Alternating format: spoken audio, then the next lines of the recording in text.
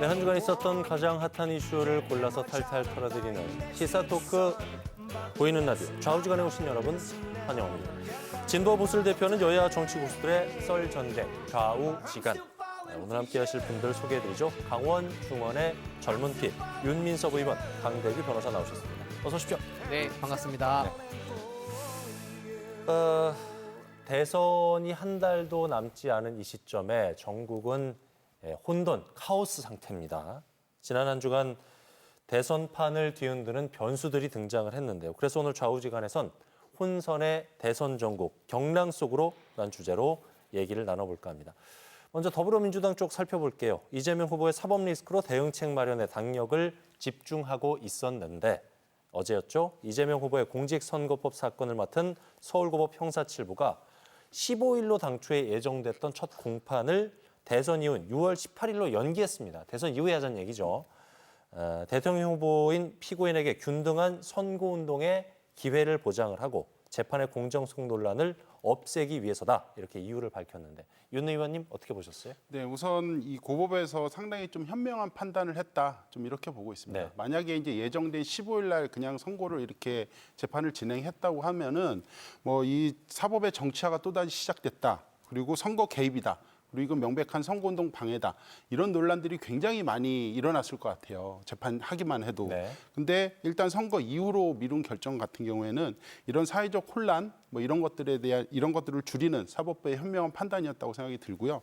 연기의 이유에 대해서 좀 살펴봤습니다. 그랬더니 뭐 이제 명분으로는 이제 선거권을 보장하기 위해서다 이렇게 얘기를 했는데 사실 재판부에서도 압박이 많이 있었다는 것들을 좀 대변해 주는 것 같아요. 왜냐하면은 일단 대법원에서 이재명 선고에 대한 부분들을 전례 없이 빠르게 판결을 한 이후에 사법부 내에서 이 조희대 대법원장까지도 사퇴해야 된다. 이런 요구까지 크게 나왔던 부분들이 있었거든요. 네. 그러다 보니까 법원 내부가 이제 심각하게 균열과 갈등이 있는 부분들, 이걸 봉합해야 되겠다는 의지가 좀 강했었던 것 같고요. 그래서 결국 고법에서 굉장히 이런 부분들이 부담이 많이 느껴져서 선거 이후로 연기를 한 결정을 한 것다. 이렇게 좀 보여지고 있고요. 그럼에도 불구하고 아쉬운 부분이 한 두 가지 정도가 있어요. 먼저 첫 번째로는 대법에서 이제 이재명 후보에 대한 재판을 너무 서둘러서 일찍 하다 보니까 사법부의 이제 정치 개입이나 선거 개입 이런 의혹을 불러일으켰다는 부분들이 가장 아쉬운 부분이 하나가 있고요. 고법에서도 이 재판 기일을 너무 무리하게 일찍 잡다 보니까 잡고 또 이후에 이제 연기를 하지 않았습니까? 이렇게 되면 사법부의 신뢰가 굉장히 많이 떨어지는 부분들이 있는데 이 두 가지 다 사법부의 신뢰에 약간 흠집이 났다. 좀 이렇게 보고 있습니다. 강 변호사님?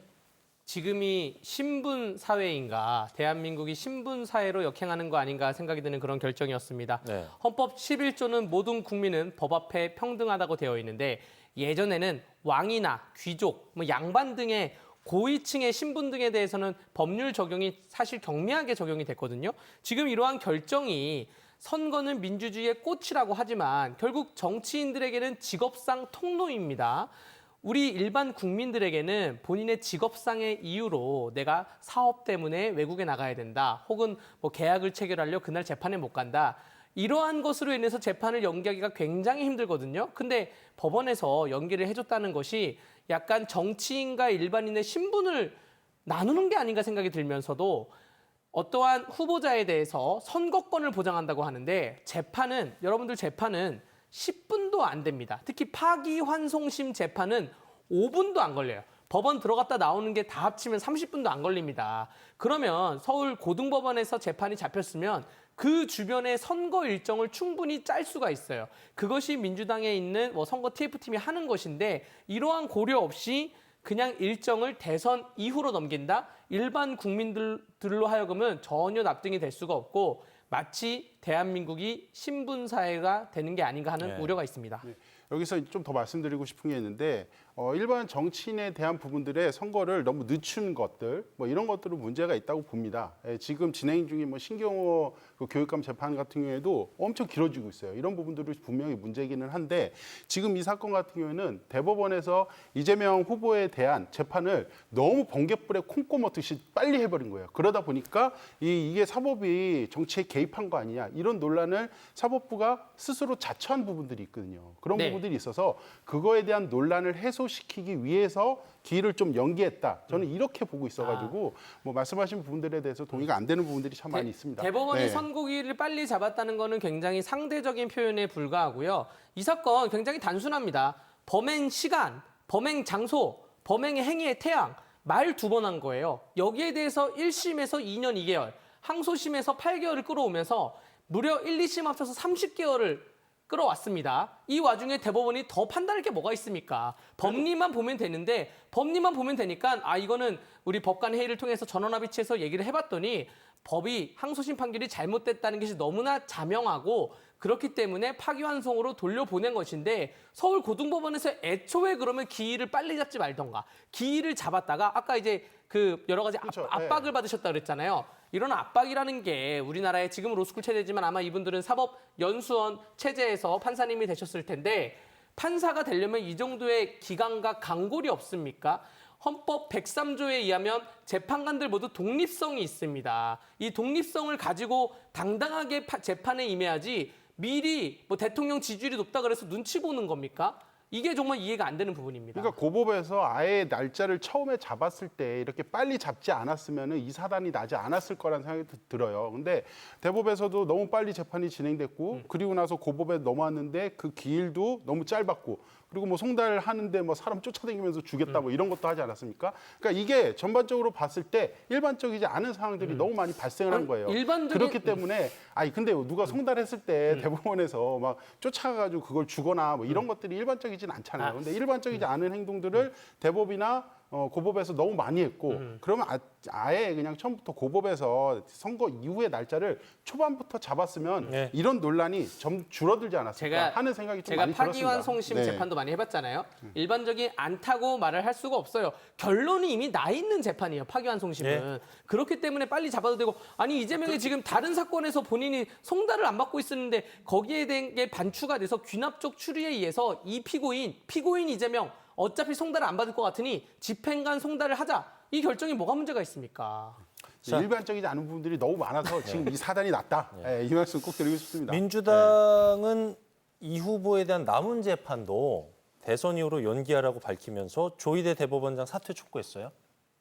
현직 판사마저 공개적으로 사법부의 정치적 중립성을 해친 조희대 대법원장의 사퇴를 요구하고 있습니다. 강 변호사님 어떻게 보세요? 정치적 중립을 해쳤다는 거는 뭐 민주당의 주장일 뿐이고 것이고요. 지금 공정성 논란이라고 자막이 나가고 있는데 공정성 논란이라는 자막도 뭐 일각의 주장에 불과합니다. 지금 우리나라 재판관들이 3,300명이 있는데 그중에 2분께서 인터넷에 글을 올려서 이게 보도가 되면서 마치 판사들도 독려하고 있다라고 보도가 나가고 있는데 3,300명 중에 2분입니다. 뭐 충분히 그 정도 0.001%의 의견은 있을 수가 있다고 생각이 되고요. 그럼 나머지 있는 3,300명에서 2명을 뺀 3,298명 분들은 아무 얘기를 안 하고 있어요. 인터넷에서. 그런 걸 봤을 때 공정성의 손상은 있었다고 볼 수가 없고요. 공정성의 손상이 있었다면 전원 합의체로 결정을 내렸는데 그 전원 합의체 대법관들은 여러분들 그 대법관들은 누가 임명이 윤석열 대통령이 임명한 분도 있고 또 문재인 대통령 때 임명한 분들도 있고 김명수 대법원장이 추천한 사람도 있고 다양한 사람들이 있기 때문에 여기에 대해서 공정성이 있다고 볼 수는 근데 없습니다. 다 윤석열 대통령이 임명한 사람들은 전부 다 이거를 파기환송했고 나머지 2명 같은 경우에는 이게 그렇게 결정을 안 했고 하는 부분들이 있어가지고 국민들이 봤을 때는 이게 정치적으로 갈렸다 이렇게밖에 볼 수 없는 부분들이 있고요. 네, 그리고 저는 이제 판사분들이 이제 이런 입장을 취한 게 이제 2명밖에 없다 이렇게 했는데 뭐 인터넷에서 올리신 분들이야 뭐 그렇게 되겠죠. 근데 얘기를 들어보면은 꼭 그렇게 올리거나 이렇게 하지 않아도 그런 입장 표면들 대법에서 지금 너무 이례적이지 않은 판단을 했다. 이런 부분들이 입장을 낼 수도 있는 부분들이잖아요. 그거는 누구도 다 파악을 못했겠죠. 왜냐하면 법원 내부의 핵심 관계자가 아닌 이상 뭐 판사분들이 따로 입장을 낼 수도 입장이나 이런 걸 전달할 수도 있는 부분들이 여지가 있다고 생각이 들고요. 네. 그리고 저는 이 사법부의 이례적인 판단이 지금 계속 논란이 되고 있는데 저는 사법부에서 좀 이례적인 판단을 해야 되는 부분들은 영역은 이런 것 같습니다. 국민 절대 다수가 공감하는 영역. 예를 들면은 이제 흉악범이 있어요. 흉악범이 있는데 그 형량이 너무 가벼워요. 그럼 저는 이 재판부에서 기존에 있던 것보다 더 가중 처벌이나 이런 것들을 해야 되는 이례적인 판단은 충분히 있어야 된다고 생각이 듭니다. 그리고 또 하나 사회 개혁이나 이런 걸로 필요하로 인해서 하는 판단들, 예를 들면 이제 기후나 환경 문제에 대해서 좀 이렇게 강력한 주문을 한 판단 이런 거는 좀 이례적으로 가도 된다고 생각이 들어요. 근데 지금 같은 경우에는 이재명 후보에 대한 판결은 진영이 명확하게 갈린 부분들이 있거든요. 그거는 이례적으로 했을 때 이런 논란이 나올 거라는 거는 뻔히 예측이 되는 상황이었습니다. 그럼에도 불구하고 너무 빨리 진행하면서에 대한 논란 이런 것들을 스스로 재판부에서 자처하지 않았나 이런 말씀을 꼭 드리고 싶습니다. 일단 네. 이례적이지 않다는 말을 두 번 반복해서 말씀을 드리겠고요. 그렇다면 이재명 이 사건에 대해서 1심을 2년 2개월을 끌어온 그 판사님은 또 공정성을 민주당 쪽에 입장을 들어서 훼손한 겁니까? 그렇죠. 아니, 이재명에 네. 대해서 지금 12개의 혐의 5개의 재판을 하고 있어요. 대장동, 백형동, 성남FC 사건, 대한민국 최대의 개발 비리라고 하는 그런 사건도 있고요. 위중교사 사건도 있고요. 1심에서 지금 무죄가 나왔죠. 그 사건, 이재명에게 누구나 법조인들이 유죄가 나올 거라 봤는데 증인에게 그 변호인 의견서를 전달해주면서 이것대로 말을 해라고 했는데 그게 무죄가 나왔어요. 그러면 그 판사님에 대해서는 또 공정성이 없는 겁니까? 자, 우리 이렇게 하셔야 됩니다. 판결 말고. 네. 우리 판사님들의 결정에 대해서는 헌법 103조 독립성에 대해서 저는 진보도 그렇고 보수도 그렇고 뭐 특정한 단체에 가입한 판사다 그래서 공격해서도 안 되는 것이고 판사들의 판단에 대해서 판례 평석은 할 수 있지만 그것이 어떠한 정치적으로 좌우에 대해서 공정성에 휘말리는 주장을 해서는 안 된다고 보여지고 이 절차적인 문제도 이례적이지 않다니까요. 절차적인 문제도 판사가 갖고 있는 공정성의 범위에 포함되어 있습니다. 다만 제가 비판하는 거는 그 일부 인터넷에 글을 올린 사람들 있잖아요. 공무원의 정치적 중립성은 있습니다. 판사도 공무원이기 때문에 표현의 자유가 다소 제한돼요. 헌법 37조 2항에 의해서 질서 유지 공공복리에 의해서 약간 다소 제한됩니다. 침해는 아니지만 그렇기 때문에 그거를 공개적으로 표현해서는 공무원이 안 된다는 거는 제가 비판하겠습니다. 저는 정리해 이례적으로 너무 길게 끄는 것도 문제라고 생각이 들어요. 근데 이례적으로 너무 급하게 추진하는 이 부분도 문제라는 부분들을 분명히 말씀드리겠고요. 이재명 후보에 대한 전에 이제 시간 끌기 작전 이런 건 전 문제 있다고 생각이 들어요. 그런 부분들도 있고 그렇지만 이번에 대법원 판단 같은 경우에는 너무 이례적으로 급격하게 갔다는 것들이 많은 뭐 의견 차이가 있을 수 있겠지만요. 네. 그렇게 보이는 부분들도 많이 있다고 생각이 듭니다. 네. 민주당 쪽 분위기 봤고요. 네. 국민의힘 쪽으로 가보죠. 국민의힘은 어쨌든 극심한 내용에 빠졌어요. 어제에 이어서 오늘도 김문수 후보하고 한덕수 전 총리 단일화 회동 가졌지만 보신 것처럼 입장차만 확인을 했죠. 더 놀라운 게 김문수 당 후보죠. 당 후보하고 당 지도부 간에 공개적으로 이렇게 맹비난하는 모습을 봤어요. 이게 굉장히 초유의 일인 것 같은데 네. 강 변호사님 어떻게 보셨어요? 정말 참담하고 예, 이거. 암담합니다. 예. 정말 속보들을 볼 때마다 이거 어떻게 하려고 이 지경까지 왔나 생각이 들고요. 예. 기존에 제가 당을 상대로 뭐 소송을 맡았던 당을 대리해서 맡았던 것도 있고요. 또 그런 것은 대부분 당 외부에 있는 사람이 정당에 대해서 공격한 것에 대해서 제가 당을 대리해서 맡았던 것이고 제가 그나마 당을 상대로 소송을 맡았던 것은 이준석 당대표 축출 사건에서 이준석 당시 지금 대선 후보죠. 이준석 당대표를 제가 대리해가지고 국민의힘을 상대로 뭐 가처분 소송이나 소송을 건 적은 있는데 지금 대선 후보가 당 지도부를 상대로 뭐 소송을 준비하던가 혹은 강력히 공격을 하면서 또 당 지도부 측에 있는 의원총회에 있는 다수의 의원들도 대선 후보를 공격하는 이 모습은 굉장히 바람직하지 않다라고 말씀을 드리겠습니다. 네. 저는 한마디로 콩가루 집안이 국힘 이 상황을 보고 정말 경의를 표할 것 같다 이런 말씀 좀 드리고 싶은데요. 왜냐하면은 공당에서 선출한 대선 후보가 있습니다. 근데 이 국힘 지도부는 자기 당에서 선출한 후보를 밀지 않고 있어요. 바깥에 있는 한덕수 후보를 밀고 있는 거예요. 이게 김문수 후보 입장에서는 이게 뻔히 보이다 보니까 아니 나는 경선을 치열하게 치르고 올라오고 한 경선 비용이 뭐 3억 이상이 된다고 하더라고요. 3억도 내고 뼈 빠지게 고생했는데 이제 와서 올라와 봤는데 뭐 자기네 당의 후보로서는 대우도 안 해주고 아예 후보 됐으니까 빨리 이제 한덕수 후보랑 단일하세요. 이렇게 너무 예우 없게 하다 보니까 김문수 후보께서도 엄청 화가 많이 나신 것 같아요. 지금 이 상황이 총체적으로 벌어지고 있는데 정말 점입가경이다라는 표현이 부족할 정도로 지금 상황이 아주 재밌게 흘러가고 있는 것 같아요. 저는 웬만한 TV 작가분들께서도 스토리를 쓸 때 이렇게 못 쓸 것 같다는 생각이 너무 들고 하루하루 너무 다이나믹한 상황들이 계속 연출되고 있는데 정말 근데 하나는 당내 민주주의가 이렇게 무너져도 되느냐에 대한 부분들이 얼마 전까지는 집권 여당 아니었습니까? 그렇게 집권 여당까지 한 당에서 당내 민주주의나 이런 것들을 무시해도 이렇게까지 무시할 수 있나 이런 걸 보면서 한편으로는 재밌기도 한데 한편으로는 너무 씁쓸하고 화가 나요. 네.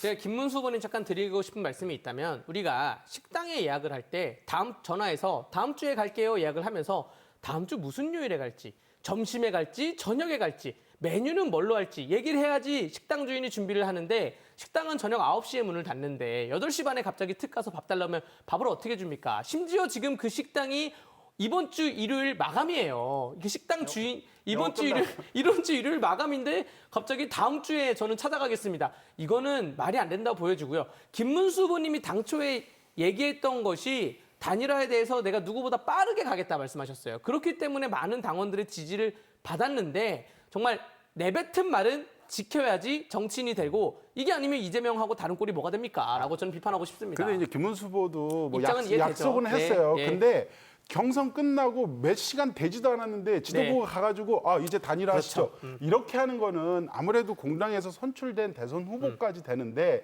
너무 예우를 안 지키고 가고 있고 그리고 모든 걸 봐도 그리고 왜냐하면 이게 김문수 후보만 비판하거나 이러는 게 아니라 지금 같이 경선에 들어갔던 뭐 나경원 의원이나 뭐 안철수 의원 이런 분들도 다 지금 이건 아니다. 당내에서 민주주의를 이렇게까지 무시하면 안 된다라는 말을 계속 하고 있기 때문에 이건 지도부가 친윤 지도부죠. 예, 국힘 지도부가 너무 잘못하고 있는 거예요. 제가 해결책을 네. 드리자면 나경원 의원 말씀하셔가지고 나경원 의원이 사무실은 한독수한테 줬어요. 그러면서 의총장에서 김문수를 이렇게 내치면 안 된다고 눈물로 호소했어요. 자, 당에서는 당 지도부는 손 떼십시오. 뭐 단식을 하고 뭘 하고 손 다 떼시고 나경원 의원한테 외곽에서 둘에 대해서 협상 테이블에 앉혀라. 라고 해서 여기에 대해서 단일화 과정을 총책을 맡겼으면 좋겠고요. 왜냐하면 지금 김문수 후보 캠프에 있었던 의원들이 지금 의총에 가서 김문수 생각해보니까 아닌 것 같다. 이런 말을 하니까 조금 더 그 얘기가 간극이 더 깊어지고 있는 것입니다. 나경원을 고사하실 것 같아요. 이 싸움에 아이디어를 괜히 네. 끼고 싶지 않으실 것 같다 이런 생각도 들어요. 네. 그 대통령 후보의 당무 우선권 두고 네. 충돌해 오지 않았습니까? 네네. 당무 우선권으로 당 결정을 윤 의원이 무력화할 수가 있나요? 일단 당무 우선권 이거 생소한 얘기예요. 저도 예. 정당 생활을 오래 했지만 이런 부분들이 처음 들어보는 국힘만 부분들인데요. 있습니다. 네. 예, 국힘만 있는 것 같아요. 제가 이거 찾느라고 국힘의 당원 당규까지도 좀 찾아보기도 그래요? 했는데요. 일단은 당무 우선권이라는 부분들이 분명히 국힘 당원에 이제 74조에 이제 포함이 되어 있어요. 왜냐하면은 이거는 딱 보니까 선출된 대선 후보를 되게 존중하는 부분들이에요. 예, 이런 부분들이 있었는데 일단은 그래서 이제 김문수 후보가 당무 우선권 해가지고 지도부는 빠져 있어라 이렇게 얘기를 했는데 그걸 그냥 무시하고 있는 거예요. 무시하고 있고 지도부는 지도부대로 할 일 계속 하고 있어가지고 네. 이거는 서로 입장도 다르고 해서 나중에 법적 분쟁까지도 갈 수 있지 않나 좀 이런 생각이 좀 들고 있고요. 그리고 일반적인 정당 같은 경우에는 선거 시스템이 되게 일반 뭐 평상시에는 뭐 선출된 지도부나 뭐 원내대표 이런 사람들이 이제 당의 이제 결정권을 가지고 이제 운영을 하는데 선거 시기에는 특별한 상황이기 때문에 선거대책위원회를 구성을 하고 거기에 위원장 선출하고 하는데 그거의 최고 의사 결정은 대부분 후보가 결정적인 역할을 합니다. 뭐 단일화를 하든 정책을 결정하든 이런 부분들이 이제 후보가 존중돼야 되는데 지금 국힘 같은 경우에는 이런 거를 전혀 하지 않으니까 당무선까지도 발동을 한 이런 초유의 사태가 벌어지고 있는데 이거에 대한 것들은 서로 지금 의견이 다르고 첨예하기 때문에 결국에는 법적 분쟁으로 또 가지 않을까 이런 비극적인 상황이 또 연출될 것 같습니다. 박 변호사님? 네, 이것이 국민의힘의 당내 민주주의가 더 활성화되고 있다는 증거죠. 활성화? 네, 활성화되고 있는 겁니다. 그 민주당에는 민주가 없다고 제가 항상 말씀드렸는데 국민의힘 74조, 당원 74조 당무 우선권은 그냥 무제한 당무 우선권이 아니에요. 제한적 당무 우선권이에요. 왜냐하면 그 조항을 읽어보면 필요한 범위 내에서 당무에서 우선할 수 있다라고 되어 있어요. 필요한 범위를 정해놓은 것입니다. 물론 조직 구성이나 혹은 뭐 전략적 구성이나 전략적 진두지휘에 대해서 당무 우선권을 폭넓게 인정해 주는 것이지만 필요한 범위를 벗어나는 것에 대해서는 제한할 수 있는 것입니다. 우리 당 대표 그 대선 후보자께서도 당원들의 총의를 모아가지고 당선이 됐지만 그 외에 당 지도부도 당원들의 총의를 모아서 당선이 됐어요. 그러니까 이 두 개의 총의가 충돌하는 지점이기 때문에 여기에 대해서 지금 김문수 후보자 측에서 먼저 지금 가처분 신청이나 좀 걸고 있는데 법적 싸움으로 가면 돌이킬 수 없습니다. 돌이킬 수 없어요. X 싸움 내는 거죠. 예, 돌이킬 수 없는 상황이 발생하기 때문에 법적 싸움은 좀 자제해 주십사 말씀을 드리고요. 당무 우선권은 필요한 범위 내에 있다라는 점을 좀 확실하게 말씀드리겠습니다. 근데 저는 이제 일반적인 상식에서 좀 봤을 때 당무 우선권이 우선이냐 지금 지도부의 권한이 우선이냐 했을 때 저는 지금 국힘의 상황이 이 비대위원장이에요. 권영세 의원. 일단은 당원들의 투표를 통해서 뽑힌 사람은 아니에요. 사실 비대위원장은. 근데 그 김문수 후보는 당원들의 투표도 있고 여론조사도 했기 때문에 누가 더 그 민주주의에 위반했을 때 권한이 더 강하냐로 봤을 때는 저는 김문수 후보가 더 강하지 않냐. 아무래도 당원들이 직접 투표로 선출된 권력이기 때문에 좀 그렇게 봐서 일단 후보에 대한 권한을 존중해줘야 되는 게 일반적인 당의 운영 원칙에 맞지 않나 이런 생각이 들어요. 요거 대한민국에서 해본 사람 사건 저밖에 없죠. 이준석이라는 당대표가 전 당원의 투표를 통해 당선됐어요. 그러던 와중에 이준석을 축출한다면서 그 주호영 비대위원장을 갑자기 앉혀가지고 내려와가지고 저희가 가처분해서 한번 막았습니다. 그러더니 지금 현재 당원으로 개정을 해서 그 다음에 정진석 비대위원장이 들어오니까 법원의 판단이 뒤집혔어요. 그러니까 이건 뭐냐? 정당의 자율성과 독립성을 법원은 굉장히 폭넓게 인정해 줍니다. 야, 정당 일은 정당이 알아서 해라고 되기 네. 때문에 아마 가처분 사건들이 대부분 그래서 네. 기각이 되는 겁니다. 네. 네. 어쨌든 판세를 보면은 시간 지날수록 초조해지는 거는 한덕수 후보 그렇죠. 네. 아닐까 싶습니다. 11일 후보 등록 마감일 넘기면은 2번 달 수 없죠. 네. 그렇죠. 당으로부터 자금 지원도 받지 못하는데 일각에서는 한 후보가 포기하지 않겠느냐 뭐 이런 전망도 나오고 있어요. 단일화 확률 강 변호사님 몇 % 정도 주시겠어요? 이미 끄는 거 아니에요? 5월 11일까지 단일화 안 되면 그 이후에 단일화는 없습니다. 근데 5월 11일까지 단일화를 하려면 오늘 뭐 제가 들은 소식에 의하면 국민의힘에서 작업에 착수를 했어요. 일단은 둘은 계속 만나게 한다는 거고 작업에 착수를 했기 때문에 내일 저녁에 아마 그 소정의 결과가 나올 것이고 5월 10일 그 기점으로 해가지고 둘이 그 당에서 결정을 내릴 것인데 저는 단일화될 확률은 그래도 51%는 된다고 말씀을 드리겠습니다. 그런데 결국에는 근데 한덕수 후보 측에서 전략적으로 미스난 게 뭐냐면 어제 이제 한덕수 후보 측에서 나왔던 발언이 나는 단일화가 안 되면 본 후보 등록은 하지 않겠다. 이거 굉장히 전략적 미스 발언이죠. 그렇기 때문에 김문수 후보 측에서는 시간은 우리 편이라고 다시 한번 공고히 가고 있는데 제발 그러지 마십사 말씀을 드리고요. 그 당 지도부에 혹은 제가 아까 말씀드린 아이디어 나경원 의원이나 혹은 당 사무국이나 좀 맡겨가지고 단일화 과정에 다 좀 손을 잡았으면 하는 바람이 있습니다. 51% 예측하겠습니다. 예, 저는 아까 말씀하신 한덕수 후보가 이제 본선 등록 안 하겠다고 한 발언 때문에 단일화가 깨졌다 이렇게 보고 있어요. 네. 왜냐하면은 김문수 후보가 가장 듣고 싶었던 말이거든요. 시간도 우리 편이고 조금 버티면은 내가 이번 달고 후보로 뛸 수 있을 것 같은데 정치인이 대선 후보로 뛴다는 거는 뭐 당락 유무도 있겠지만 굉장히 그거는 뜻깊은 상황이에요. 그래가지고 할 수 있는데 한덕수 후보가 본선 등록은 안 하겠다고요. 그래가지고 한덕수 후보 입장에서는 우리는 배수진을 친 거야 이렇게 생각할 수 있겠지만 자진 입수한 꼴이 돼버렸다. 이렇게 봐요. 땡큐죠, 땡큐. 완전히 그냥 김문수 입장에서 땡큐죠. 땡큐죠. 예, 완전 예. 땡큐고 그냥 입수를 해버리신 거예요. 그래서 그러니까 저는 이걸 봤을 때 한덕수 후보가 이제 그 관료 출신이시다 보니까 정치인하고 좀 차이가 있는 것 같아요. 왜냐하면은 관료 출신 분들은 내가 하는 말이 중요한데